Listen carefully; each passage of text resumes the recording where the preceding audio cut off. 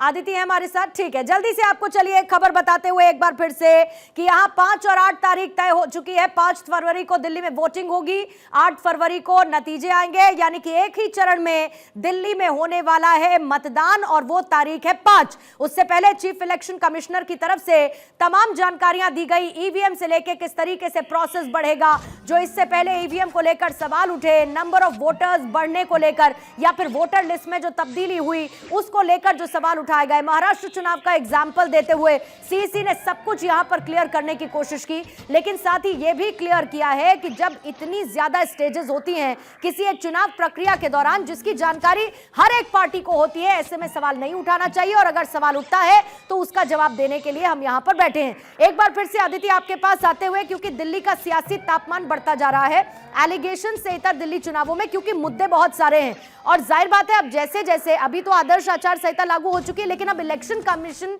की तरफ से की गई पीसी के बाद अब चुनावी रैलियां जब होंगी वो और मजेदार नजर आएंगी। यहां गाल से लेके बाप तक न जाने कहां कहां का स्तर गिरा, और चीफ इलेक्शन कमिश्नर ने यह भी कहा कि अपनी कैंपेनिंग के दौरान भाषा के स्तर को कम से कम मत गिराइएगा, यह भी एक ताकीद दे दी गई। ये बहुत उम्मीद करते हैं कि भाषा का स्तर ना गिरे, क्योंकि जो दिल्ली में हो रहा है वो पूरी दुनिया देख रही है।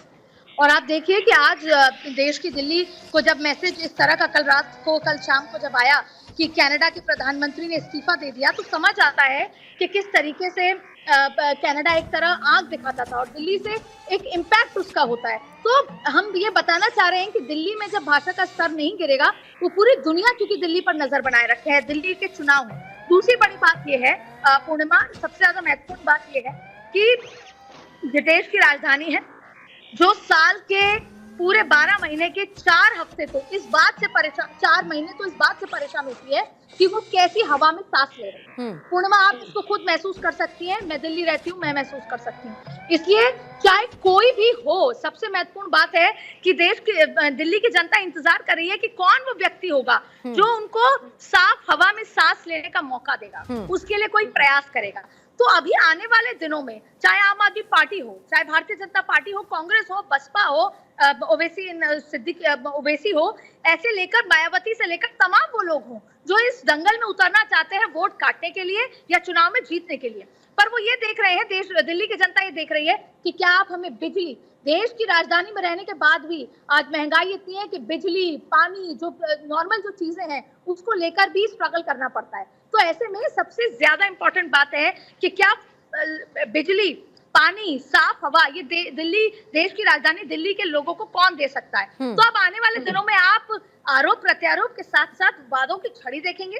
अभी तक जो भी प्रधानमंत्री नरेंद्र मोदी ने किया, चाहे शिक्षा के लिए, चाहे झुग्गी झोपड़ियों के मकान के लिए, वो सब कुछ आपने देखा एक सरकारी प्रोसेस में। लेकिन आज से कोड ऑफ कंडक्ट दिल्ली में लग चुका है और उसके बाद आप देखें कि जो वादों की छड़ी, मैनिफेस्टो, तमाम चीजें होंगी, ये अपने आप में बहुत महत्वपूर्ण होंगी। 3 चीजें समझने की जरूरत है।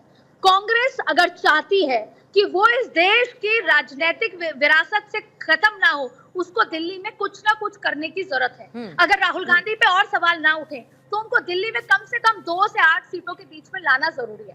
दूसरी बात है, भारतीय जनता पार्टी के लिए अस्तित्व का सवाल है। अगर अरविंद केजरीवाल तीसरी बार मुख्यमंत्री बन गए तो वो जाहिर तौर पे इंडियन पॉलिटिक्स में एक बड़ी चुनौती भारतीय जनता पार्टी के लिए हो जाएगी। अरविंद केजरीवाल अगर तीसरी बार मुख्यमंत्री नहीं बन पाते हैं, जाहिर तौर पे उनकी पॉलिटिक्स पर सवालिया निशान। बिल्कुल, और जाहिर है कि बीजेपी के लिए इस बार वैसे भी ये कहा जा रहा है अदिति कि अगर बीजेपी के पास मौका है तो वो इस बार का है। अगर बीजेपी ने इस बार कुछ कर दिया तो शायद कर दिया, और वो 27 साल का सूखा इस बार खत्म भी करना चाहती है। वहीं अरविंद केजरीवाल अपने स्टेचर को और ज्यादा बेहतर करने की कोशिश में। अक्षय, जल्दी से एक बार आपके पास आते हुए इन्हीं सवालों के साथ, क्योंकि नजर एक तरफ जहां पर फर्स्ट टाइम वोटर्स पर है जिसका जिक्र सीईसी की तरफ से किया गया, तो वही महिला वोटर्स, इससे पहले चाहे हरियाणा हो चाहे महाराष्ट्र हो, महिला वोटर्स को लुभाने का ट्रेंड हमने देखा और बीजेपी ये मान के चलती है कि महिला वोटर्स उनके साथ हैं। और यहां दिल्ली में महिला और पुरुष वोटर्स में मात्र 4 से 4.5 लाख का डिफरेंस है सिर्फ, यानी female voters, women voters are going to be very important for each party. और निश्चित रूप से नए वोटर्स हैं, यूथ वोटर्स हैं, ये काफ़ी महत्वपूर्ण हो जाते हैं। और प्रधानमंत्री नरेंद्र मोदी को देखा होगा, बीजेपी को देखा होगा, नए वोटर्स और यूथ वोटर्स पर लगातार वो फोकस करते रहे हैं। तो उनकी निगाहें ज़रूर नए मतदाताओं पर होगी और साथ साथ युवा मतदाताओं पर होगी। महिलाओं के लिए निश्चित रूप से जिस तरह से आम आदमी पार्टी ने घोषणा करनी शुरू कर दी है, बीजेपी तमाम एजेंडे को सेट कर रही है, कांग्रेस भी 2500 रुपये देने का ऐलान कर रही है। महिला वोटर्स को निश्चित रूप से लुभाने का सिलसिला पार्टियां शुरू करेंगी। और जिस तरह से अब चुनाव आयोग ने प्रेस कॉन्फ्रेंस में जिस तरह से मतदान प्रक्रिया को बेहतर बनाने के लिए तमाम कवायदें जो की गई हैं और उसको समझाया है। और दिल्ली में 5 फरवरी को मतदान होने जा रहा है, 8 फरवरी को मतगणना हो जाएगी। उससे पहले जब इलेक्शन कमिश्नर राजू कुमार ने तमाम बातों का जिक्र किया और एक बार फिर से शेरो शायरी करते नजर आए मुख्य चुनाव आयुक्त, और तमाम सवालों का भी उन्होंने जवाब देने का सिलसिला था वो अपना जारी रखा। लगभग 25 मिनट वो तमाम पार्टियों के जो आरोप थे, प्रत्यारोप थे, उनका जवाब देते रहे और शेर व शायरी के जरिए वो कटाक्ष भी करते रहे। जिस तरह कर न सके कोई इकरार तो शहर बनाने के सपने को चुनेंगे और उसका सच करने के लिए ईमानदारी से बहुत सोच समझ के वोट करेंगे। मैं सभी दिल्ली वासियों को इसके लिए बधाई देना चाहता हूं कि एक बार फिर से लोकतंत्र का महान अवसर आपके पास है, आपके सामने है।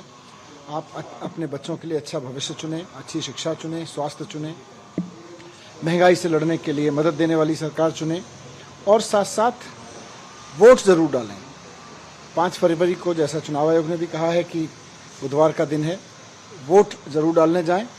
और 8 फरवरी को जब नतीजे आएंगे तो उसके लिए हम पूरी तरह तैयार हैं कि आम आदमी पार्टी की सरकार फिर से बनेगी केजरीवाल जी के। सर, मुख्य चुनाव आयुक्त ने वोटर डिलीशन के मुद्दे पर भी अपनी बात रखी है। उन्होंने कहा कि पूरी प्रक्रिया पारदर्शी थी, आप जो सवाल उठा रहे थे। नहीं, पारदर्शी प्रक्रिया पे ही हमने सवाल उठाए हैं। पारदर्शी प्रक्रिया जिसको वो कह रहे हैं उसमें कहीं ना कहीं कुछ क्वेश्चंस हैं, उनके जवाब दे दें कि भाई कैसे भारतीय जनता पार्टी के कार्यकर्ताओं के नाम पर। तो मनीष सिसोदिया को इस वक्त आप सुन रहे थे। बहरहाल 5 फरवरी को वोटिंग, 8 फरवरी को मतगणना दिल्ली के लिए और बैटल फॉर द कैपिटल का रास्ता तैयार हो चुका है। चीफ इलेक्शन कमिश्नर की तरफ से चुनाव तारीखों का ऐलान किया जा चुका है। बीजेपी से रत्नाकर जी इस वक्त हमारे साथ जुड़े हुए, बाकी पार्टीज के भी स्पोक्स पर्सन को हम फौरन जोड़ेंगे और उनकी प्रतिक्रिया भी लेंगे।